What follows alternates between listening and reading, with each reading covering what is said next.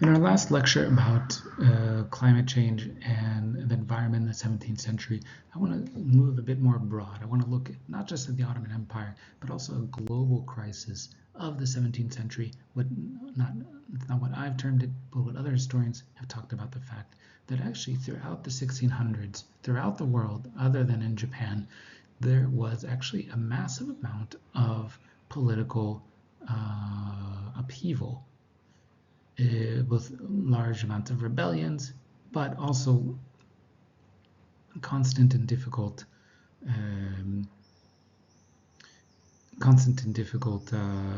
periods for all sorts of political regimes. And in fact, a number of them became victims to the rebellions of the time. So, for example, the Scottish Revolution in Europe, in which the English Great Rebellion 1642 to 1660, in which the government was overthrown and transformed, and then a kind of counter-revolution, the restoration of that, combined with also the fall of the Ming Dynasty in China in the 1640s, and almost the breakdown of the Ottoman Empire. Now, was this tied to climate? This is, by the way, just a map of some of these events that are being looked at. Was it tied to climate? What was going on in the Ottoman Empire? Well, it was seeing a great deal of crisis. So we actually have a number of rebellions, especially in the different types of urban rebellions in the 1590s and early 1600s, mostly from the Sipahi classes, the cavalries, basically frustrated with their conditions.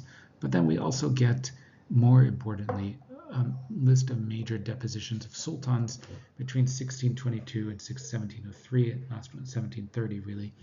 6 sultans were deposed. 2 of them were actually killed by their troops, and this was all at the hands of the Janissaries. And when we turn to the rural areas, we have actually long-term rebellion in Anatolia, though not in other parts. So is this part of this interconnected global crisis due to climate change? As we talked about in the last lesson, there is something called, climate scientists call the Little Ice Age, in which there's an average decrease in temperature of up to 0.5 degrees Celsius, which resulted ultimately in demographic collapse in the 17th century, partially because under the 16th century there was such a growth in populations at that time. In effect, in different parts of the world, especially in the Ottoman Empire, population grew 50 to 150%, 150 to 80% in many of this period. And this also coincides with world population at the time. So if you look at world population between 1400 and 1500, these are all very difficult to estimate, but this is what demographers estimate. So we have, a growth in Asian population jumping in different periods during this time, but a slowdown and actually a decrease often in the 1600s, especially in the Americas, Africas, and less degree Asia and Europe. And you can see this also in this other estimate here, in which China has a large fall of 20 million people.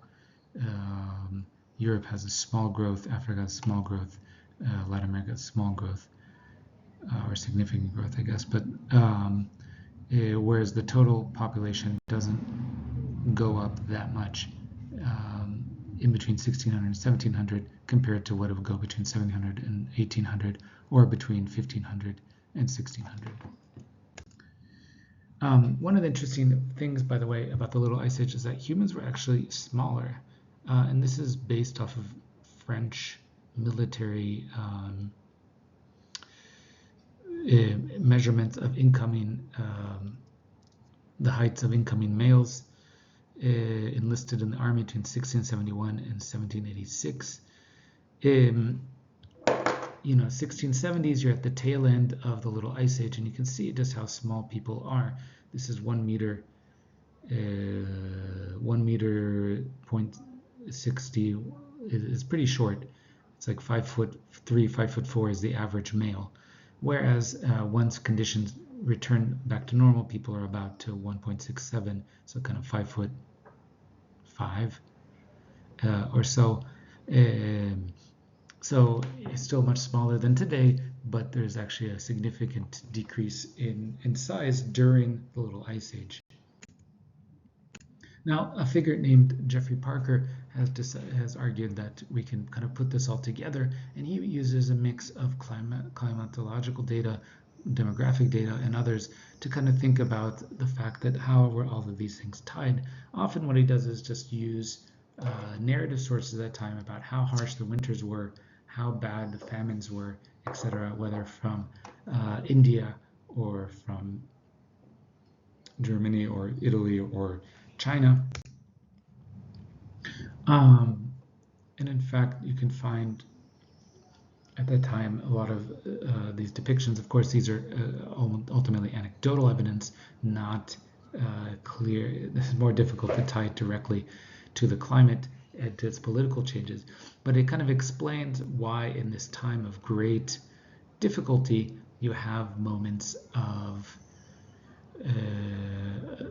environmental difficulty, and ultimately from there famine, and then political, you have moments of political rebellion in which people are willing to take chances on some other movement, some other transformation, some other new dynasty that's ready to take power, or they're not willing to defend whoever's in power already.